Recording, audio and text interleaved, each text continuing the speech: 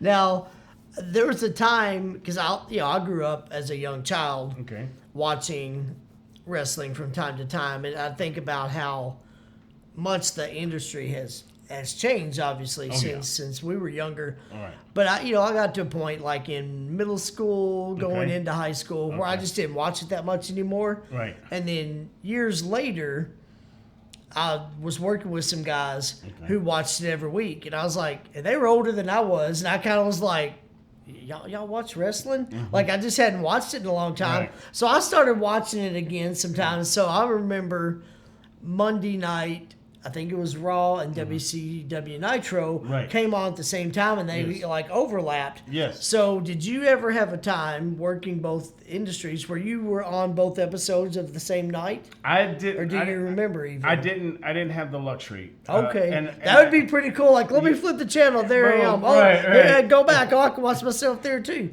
What's funny is that I was doing some work with Nitro, Yeah. Monday Nitro, and so especially when they would come to Philly, because at that time I was living outside of Philly, Okay. and they would call and they would say, "Hey,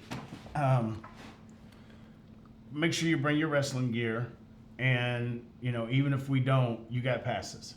So I'd have Okay. like backstage passes, hanging out with the NWO just when they start taking over wrestling, and being able to hang out with other wrestlers, and watch some of them. And then what's crazy is the WWE would come to town.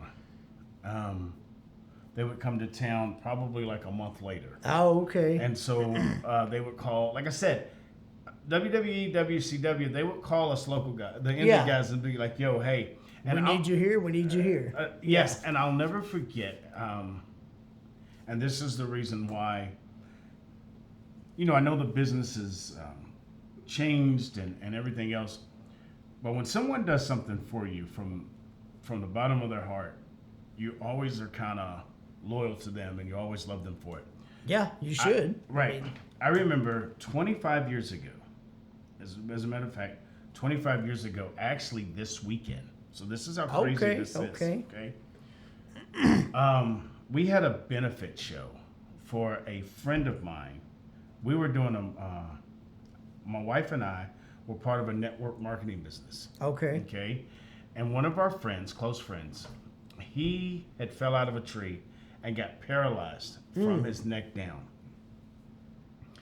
And I reached out to both WCW and WWE to bring in some talent, where they were trying to get talent to come, but due to previous commitments, they couldn't come to the show. Okay. But what they did do is WCW and WWE sent items that were autographed.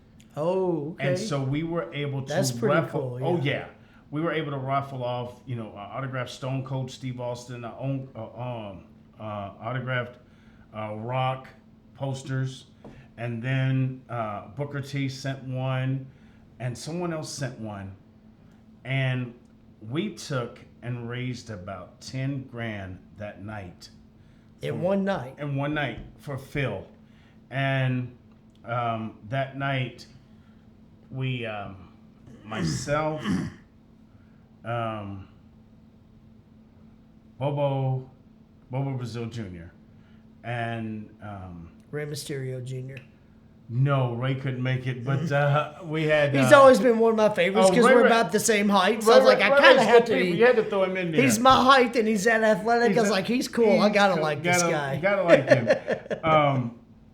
And me and another guy, we won the World Six-Man title that night. Oh, really? In the main event, yeah, we won it, and I'll never forget because And this was in WWE? No, this was for the UWA. This was, Okay. This is the UWA. Sorry, I kind of got lost there. Right. With okay. The WWE had sent items so we could sell at the UWA show, so we could raise money for Phil. And after the first match, I had to go out and I had to cut a promo. Okay. And say, hey, thank you all for coming, da da da. Well, these guys came out and they jumped me. And just random people you didn't. well, they were our opponents for later in the night, but they. Oh, I but they thought you showed- meant you like got jumped in the parking lot. I was like, no. what the heck? Okay. No, I'd have to go real. I'm sorry. Yeah, that's why I was like, where are we going? Okay. Yeah. So I got jumped. And, Gotcha. And I was like, oh my goodness. I was like, I hope Bo and them come on because my wife has never seen. My wife has only seen me wrestle 2 times. One Really? night, yeah, in person. One time I was managed, and then this night I was in the ring, and they jumped me, and so she's walking to get into the ring, and about that time, Bo Jr. he grabs her, and he puts her down, and make the save, and so we get back to the locker room, and I told Bo, and I'm like, guys, what took y'all so long?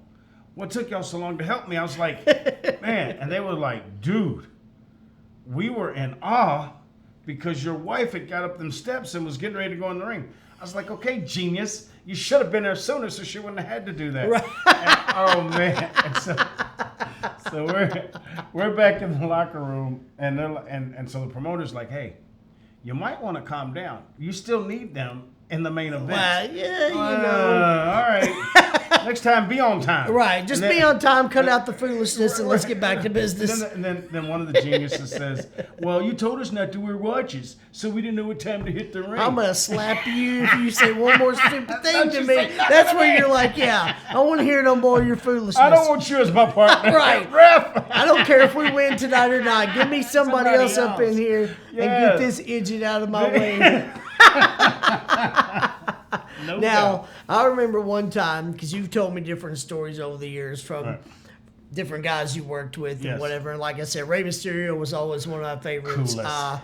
Sting, I was always a big fan of. Wife still loves him. Hawk and Animal, those guys were. I was a big fan. My all-time favorite, and you may have heard me say this, Bill Goldberg.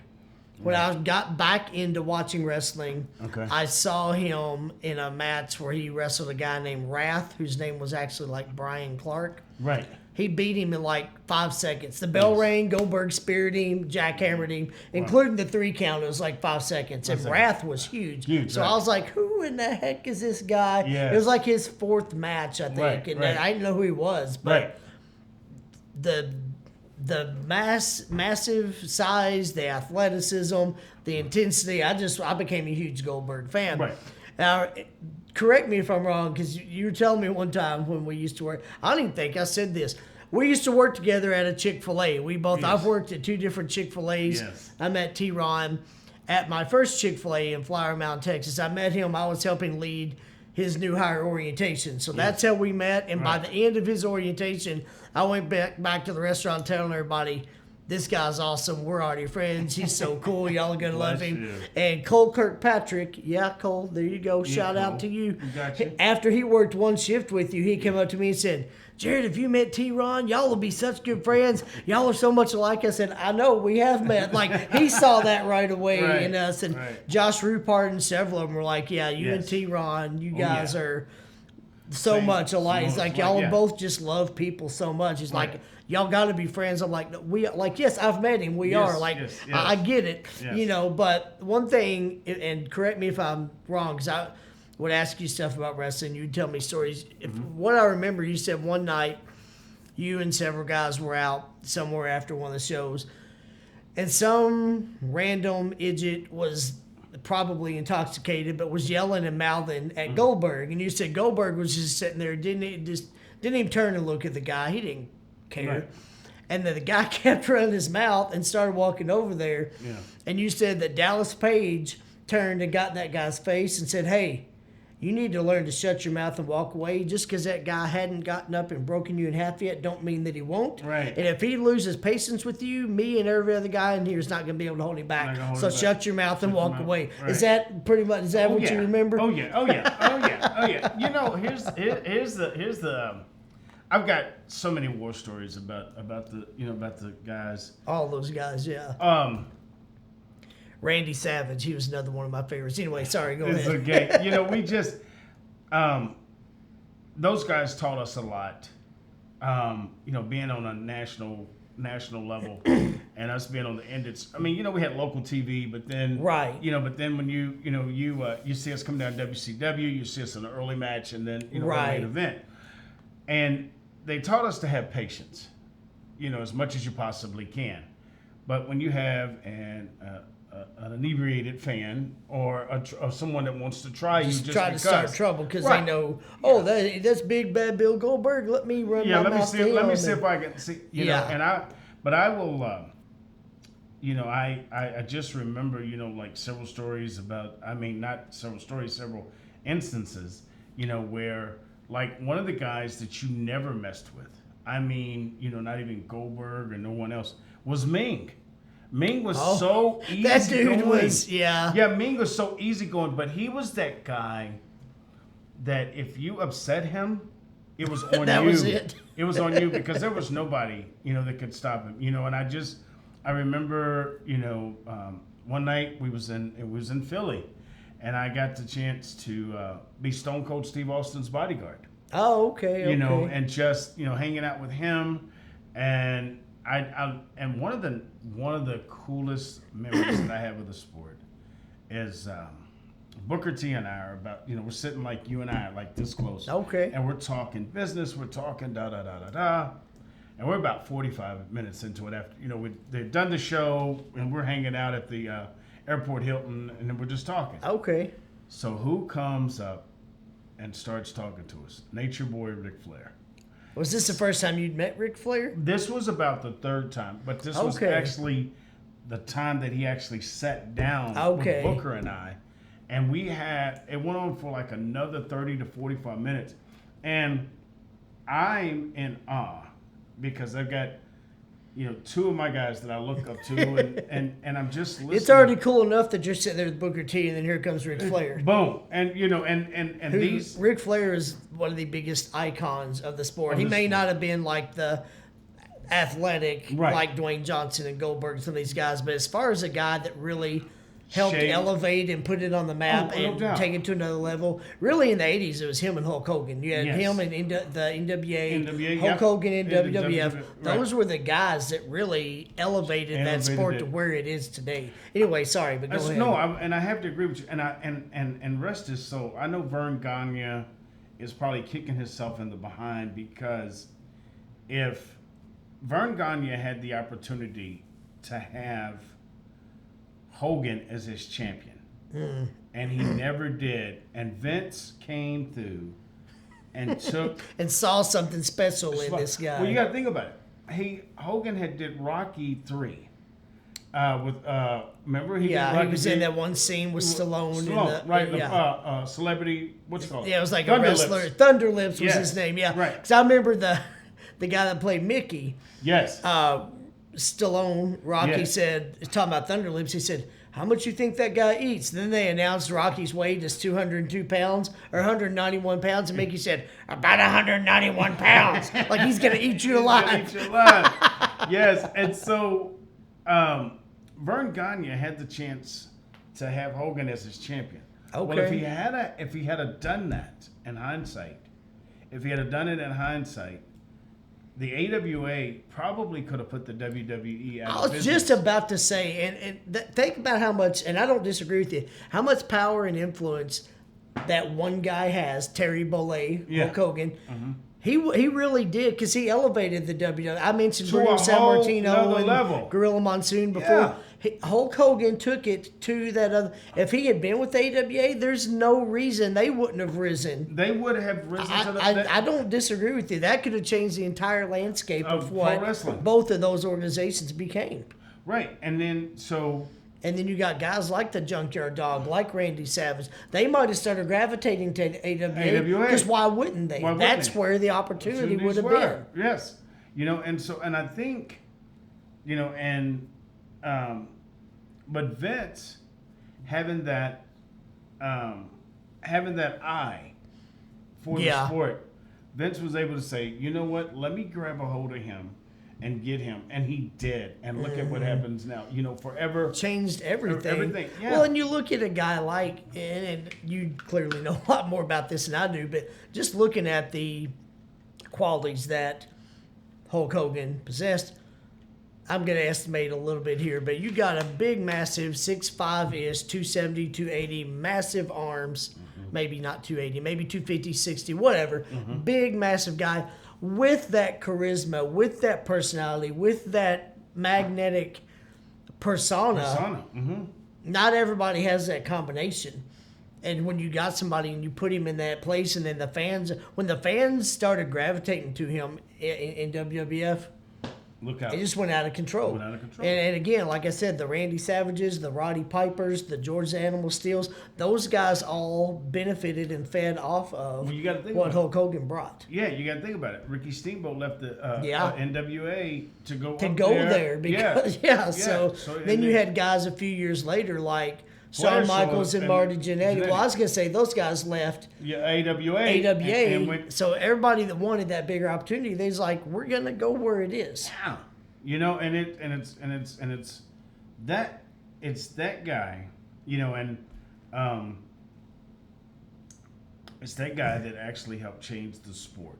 Oh. You know, yeah. and because, you know, we often talk about, and it's just like a mere. Well, 40 years ago, you know, when 40 years ago when he actually when he went. So I came into wrestling 10 years later, because I came in '94. And look how much it grew just in those 10 years. Yeah, substantially. And it's grown so much more since that time too. You know, because it got to the point where, you know, you had the WWE, well, the WWF at the time, but now it changed to WWE. The AWA had to go on. AWA went under. They started to fold. Yeah. Right. So it was AWA, WWF, and NWA. Those were really the three big factions. Like you said, you had the South and whatever, but those were really the three. They were the three, and you know, and then Fritz put World Class on Texas Wrestling. He put them on the map. Yes. You know, in the mid mid '80s probably. Yeah. You know, because.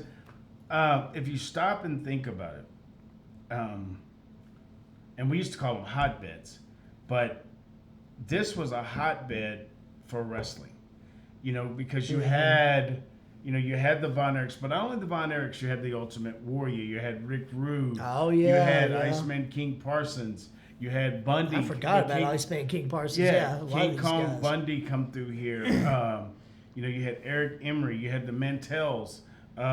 You know, you had so much, you know, it was like a pipeline, you know, and Tully Blanchard, Gino Hernandez, you know, Texas, the state of Texas.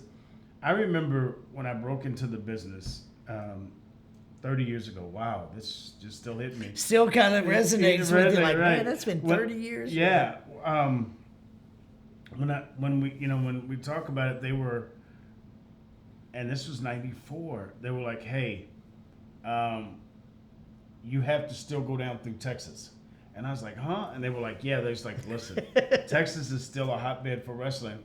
You know, and then, you know, Dallas was still hot. Houston was hot. San Antonio was hot. Especially in the summer times. Yeah, definitely. And then and then you had a wrestling match, so go figure. So yeah, it just elevates it even more. Even more. And it just shows how the sport has changed. Oh yeah, you know, big time. You know, and what's well, it's a huge conglomerate now. Oh yeah, and that all started, like we said, with Hulk Hogan and then Ric Flair and then the Von Erichs. Like it all just started to build. Speaking of the Von Erichs, have you seen the feature film The Iron Claw? I have not. My son and I are going to enjoy it tomorrow. It's pretty darn good. I watched it recently. It's pretty good. If you're a fan of wrestling, especially you kind of know that era and the appreciation for the Von Erich family, it's well worth watching. No doubt. We're going to watch that tomorrow. It's my Father's Day gift for you know what? Him and I are going to watch that. Okay. Also, you know, what a lot of people don't know is that what changed tag team wrestling were the Fabulous Freebirds.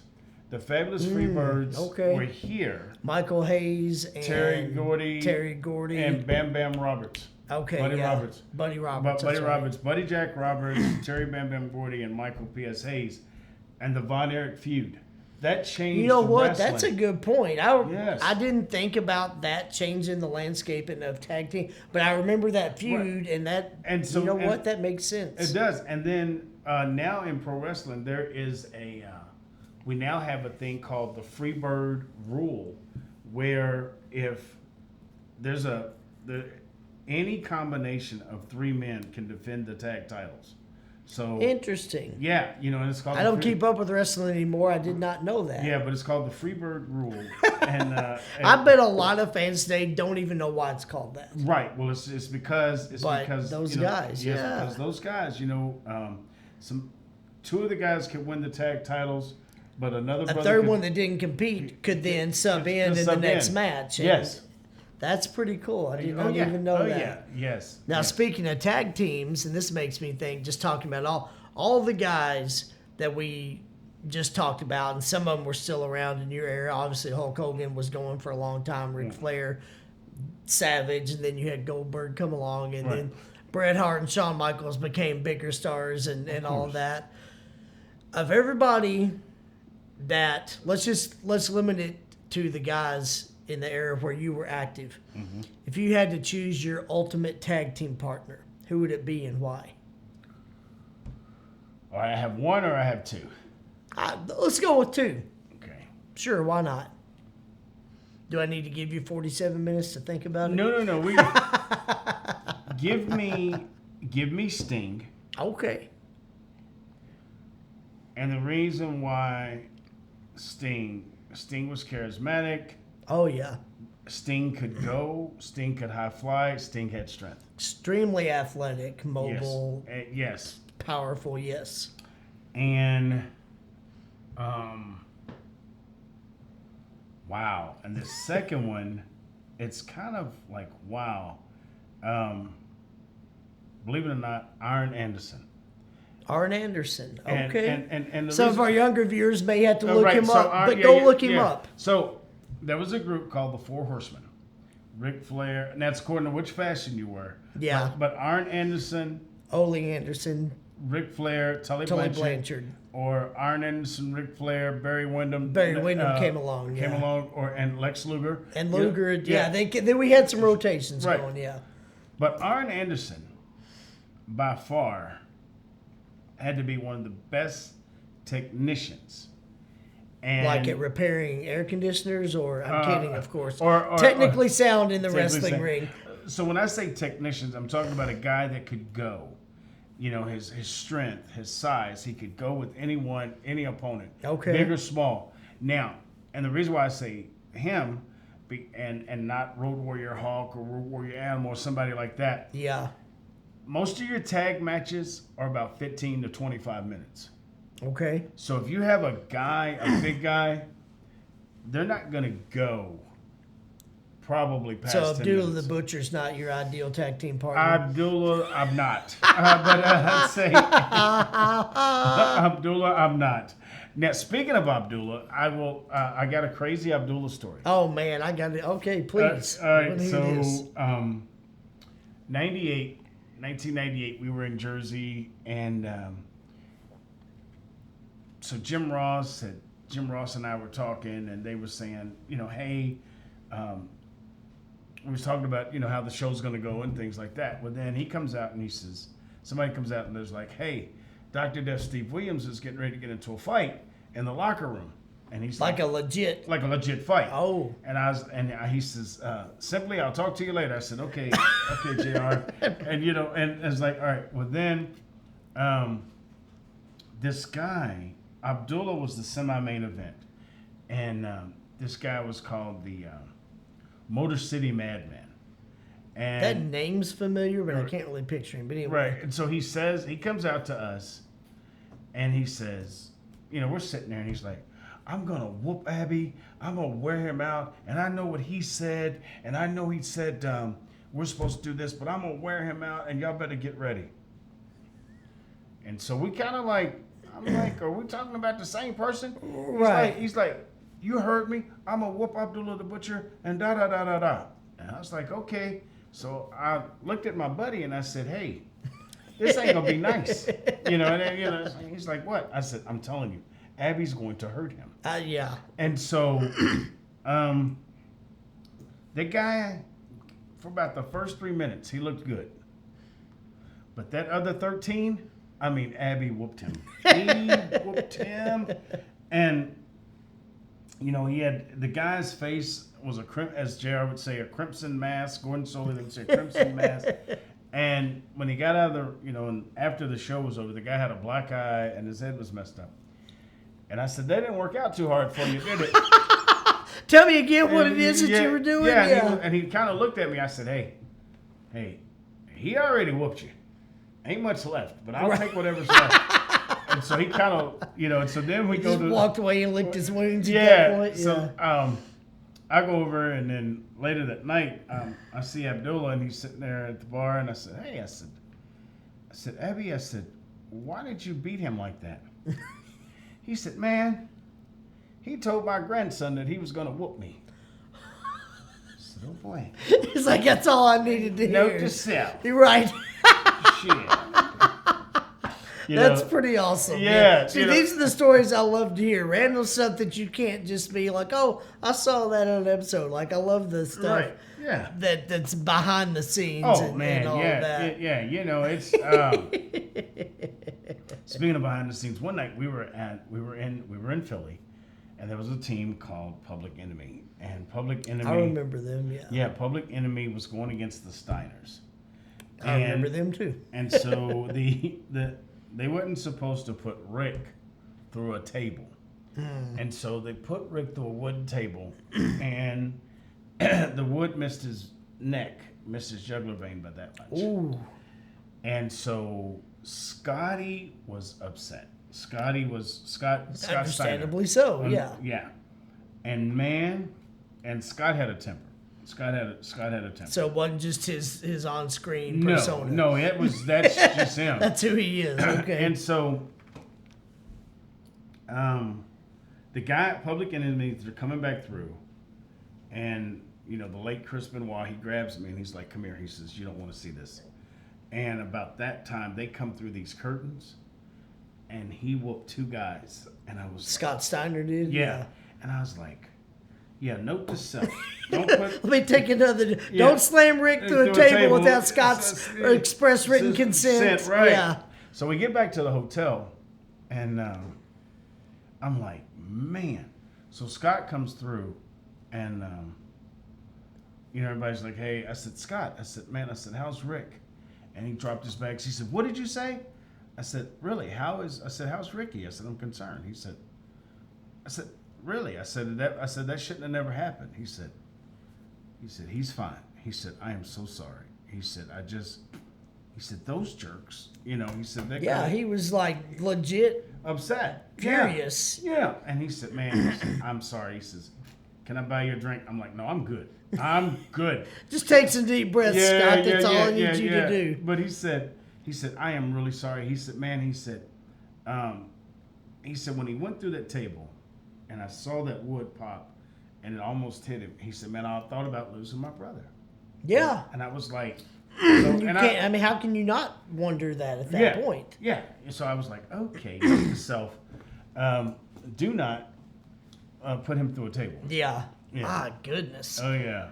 Now, before I was going to ask you about kind of your post-wrestling life, but let's show the audience what you got. So here. So when I retired in 2012, which is actually 12 years ago. Yeah. I had retired, and so the promoter said, "What do you want?" I said, "I want that money. I want that last check. And then I want the belt." And they said, "Well, all right." And so about 3 weeks later, FedEx delivered the belt. And so they retired this belt and retired the belt and put another one into existence. But it's the UWA World Junior Heavyweight title. Okay. And so we... very cool. And so we just... I keep it at home with some of the other trophies. And then my wife never... she's like, "Okay, when you walk inside this door, all the big headisms, they stop. You're my husband. You're not Sting's tag team partner when you come through this door. You're coming here, and you know how to do laundry. So listen, let's get to it. I remember one time you told me that there was some kind of event. Yeah. And Steve Morton, kept calling to try to get you to meet him somewhere or whatever. Yeah. And you said your wife answered the phone. She told you to let her tell him stop calling the house Yeah, she all the would hang up, time. and, you know, She this- hung up on Sting. It was like, tell him to leave me alone. Right. Well, see, the thing is, You told me that one day when we were working at Chick-fil-A, Right. and I just started laughing. Well, I the was thing like, about it is that, you know, some people call and play pranks. oh, And so Monday- she didn't necessarily know it was actually him. Yeah, right. So, and so the guys I'm telling you something, some of the biggest pranksters in the business. Oh, I don't are doubt pro that. wrestlers, Yeah, because okay? you're doing something you love. You're having fun. If Right. you kind of got that You playful gotta kind of play for personality, personality. sure. Right. But Just then- don't put Rick Steiner through a table. But otherwise, Otherwise, let's you'll pull be some all right. pranks. You'll be Yeah. all right, yeah. And so we would, and they would call and they would say, you know, sometimes they would say dumb stuff and and you know, back then, you would have the, back then, the voicemail. You know, the voicemail was like, you know, you had the tape recorder. You didn't have Yeah, it yeah. now. You had the For tape those recorder. of you that don't know what an answering machine was, do That's some what we research. had. Yeah, do some that's what we research. had. That's what we had. This modern technology on the phone that you got. Yeah, you I'm know, still trying to get accustomed to it. Right. Sort of, not Sorta, really, but kind of. Yeah. But yeah, and so they would leave crazy voicemails. Oh, okay. And then she'd be like, yo, tell your little friends to quit calling here. Like, sweetie, that was them. They were trying to get me to come. Well, I don't want to hear it. I'm Yeah, tired of all this. yeah, I've never met T Ronn's wife, so I don't really but know. That's probably her response too. Let's It's just like, be I real. don't care, and And I love Marion, and I've been with her this long. I hope so. You've been married 29 years, Yeah, right? yeah, but you she'd know. always say, everything was little. You know, like Oh. you know, and I'm like, hey, Steve Borden, 6'3", 250. Tell your little friends, Okay, tell your stop little friends, calling stop me. calling. He's a linebacker, honey. Tell your little friends, stop calling me. She didn't want that to- one was Goldberg. He's 285. Tell your little friends. Yeah, we It's- could go on and on. But Right. now, do you stay in touch with many of these guys? I mean, you know, depending on how. Maybe you don't have Red Lobster every week with them. But, right. Let's see. For the most part, The Rock and I, we still talk to each other. You know, Okay. either Twitter, text, So or I'm Instagram. so he's at least the second coolest Johnson you know. Yeah, right? yeah, You know, yeah, next to yeah. me. You're first. Yeah. And then definitely him. Dwayne, you know, it's okay, It's Dwayne. We're okay, just Dwayne. different people. Yeah, we'll be all right. And then I talked to, you know, just some of the legends. You know, I'm trying to get in touch with Stone Cold, but it's been a while. See, he's a pretty cool guy. He seems like he would be. His character was kind of a jerk, but that's His just character him. was You him. know, He was just a he seems riot. like he could be a pretty cool he guy. is a comedian extraordinaire. I don't doubt it. He had that smart aleck persona on the mic. Oh, that was him, yeah. I could see him back then, and I get that it's entertainment. So, but Right. I wasn't a big fan of how he behaved. Right. But I could watch him and go, that guy's probably pretty funny. Like I could just kind of see how he's a piece of work, man. He Yeah. really was, you know, and just, you know, Dwayne seems actually really funny. he is. In he's all a riot. honesty, In all Dwayne honesty, Johnson is- seems like yeah. he would be. Ray very Ray's funny. cool people. Yeah. Ray Mysterio. Ron Simmons is a riot. Oh, Yeah. okay. Oh my God. Yeah, He is funny, and you know, he does know another word besides DAMN. You know, he does. You know, he does. That's not his whole vocabulary, It's not his despite vocabulary. what it He's may actually look got other like. words in there. Okay. You know, and it's AJ Styles is great people. Randy's great people. Savage. He was, but Yeah. When you said Randy, I was like, yeah, I don't but know I'm if talking that's about who Randy you're Orton talking now. about. Oh, Randy Orton. Yeah, he's great. I know who he is. I don't know. Right. Well, I'm not real familiar, but yeah. Right. Okay. yeah. Now, speaking of vocabulary, something you've done since your time in wrestling is become a published author. You've got 3 books now 3 books that have been published. Okay. Yes, sir. Yes, sir. What was it? And if you want to talk a little bit about what some of them are about, it's cool too. But what got you to say, I want to transition into writing? Like, that's the next phase of my life. Was there some certain thing that inspired you down that path, or is it just something you'd always wanted to do? Well, of course, you know, everybody's has that ambition of writing a book.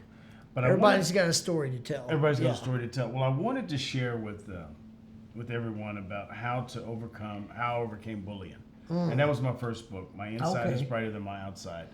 And I wanted to share that if a kid from, from a single parent home and a victim of bullying could be a professional wrestler and be a business owner, Okay.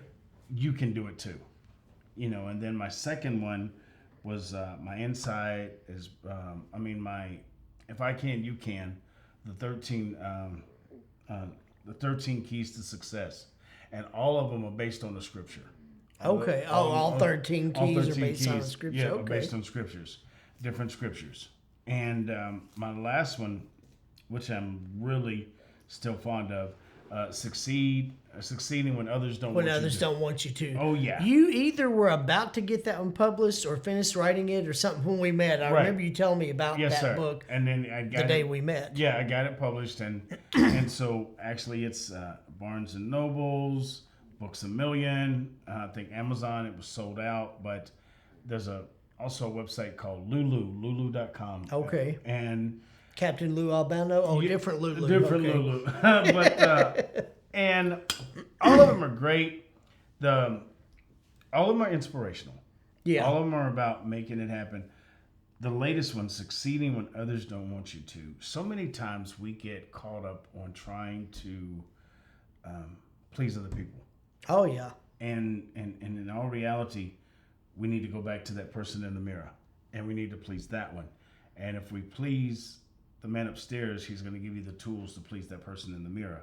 But you have to start pleasing yourself and not get caught up on others holding you back or allowing others to hold you back. One of the things that I've learned recently, what self-control is not allowing others to steal your happiness.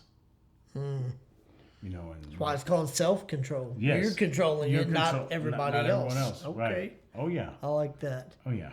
And so you started writing the books, and then you talked a little bit about this with your daughter, but you're also, as you mentioned, a certified life coach. Do you still work with the Louisville Independent School District? I do. I do work with them. How did you exactly get into that, and was there something beyond the helping troubled youth and the bullying? Was there something else that drove you to want to be the life coach? Or Well, he retired this year, but my former team leader, Andy Plunkett, he noticed that I had a spirit of mentoring other students. And he was like, hey, if I can get you into the alternative school working with the kids, would you be willing to? Then that turned into working, with the students just there to venturing out to other campuses. Gotcha. And then when COVID hit in 2020 and the kids couldn't go back to school, one of my extended families, one of my little brothers, Damon Hurst, he said, hey, to build your brand, why don't you become a certified life coach? Okay. He said, because if you say I'm a mentor, it's cliche. That can mean too many different things. Anybody in their own mind can say they're a mentor. Yeah, Right. yeah. He says, but with you having a certification behind your name as a life coach, he said, think about it. You're building your brand. He said, and it's going to help you with longevity. Okay. And then I was like, okay. And so when I go to speaking engagements and I do other things, when they see, oh my God, certified life coach, distinguished Toastmaster, when they see those titles behind your name, those are It's interesting the way the titles give you credibility. And I'm not saying that it's not warranted, Right. but that's just the mentality of society. You're not necessarily a different person now, right. but now you've got that so-called credibility. Just say, hey, okay. Now you're worth listening to. Now he's worth listening to.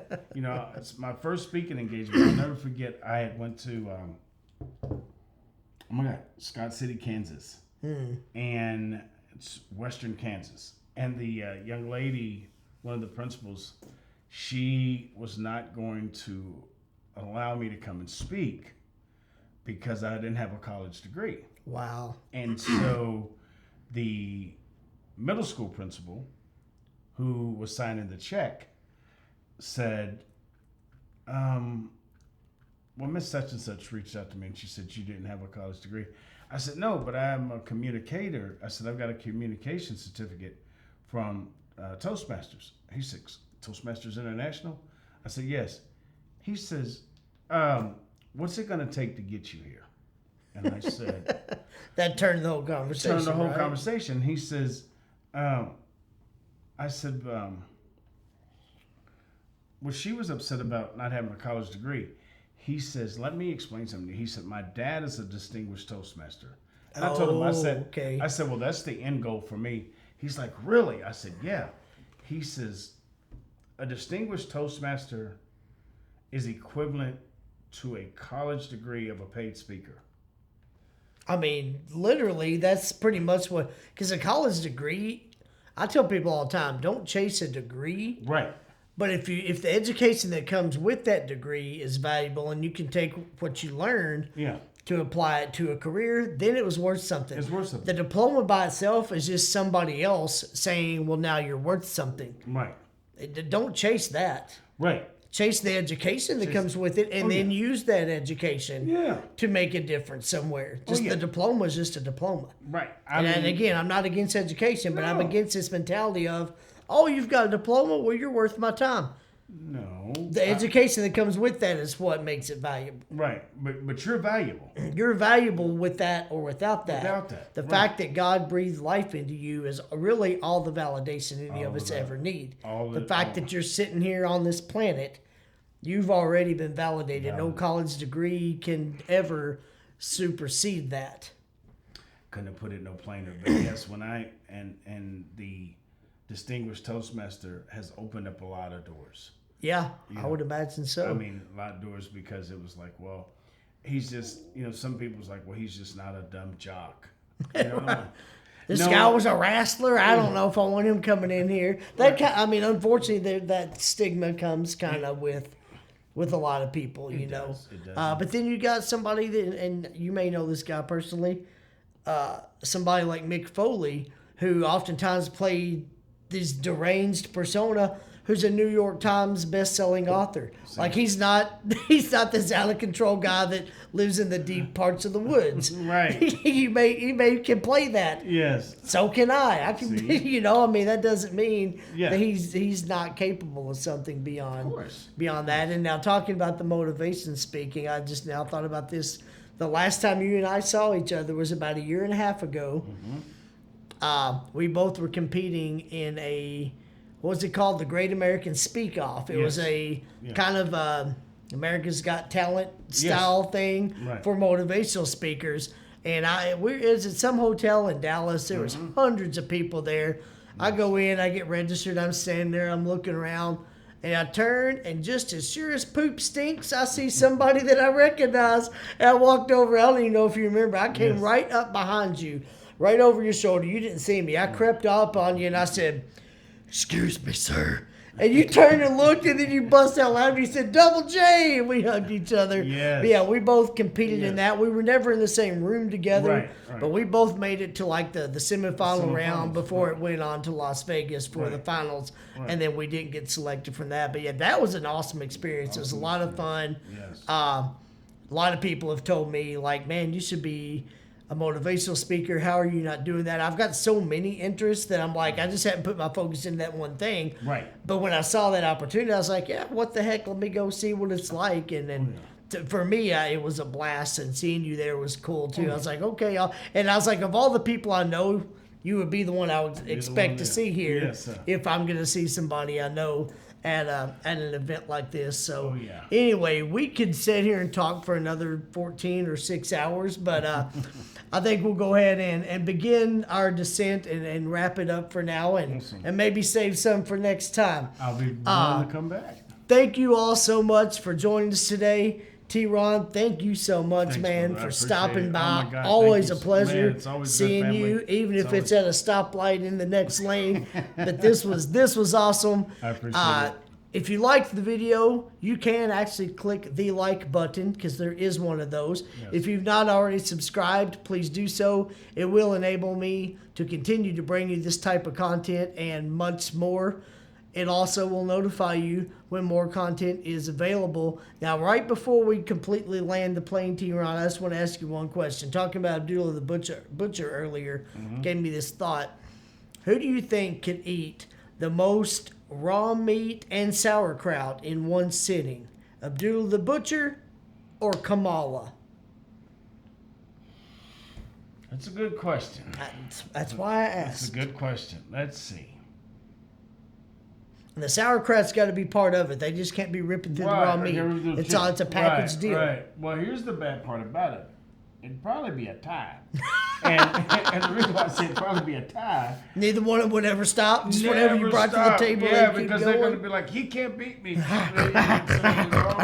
Yes. OMG, I love it. But I would have to, man. If you pressured into trying to place your money on one of them. Oh my gosh. I would go with Abby, and Okay. and I'm gonna tell you why, because he would eventually bite Kamala. Kamala would stop eating, and then you go.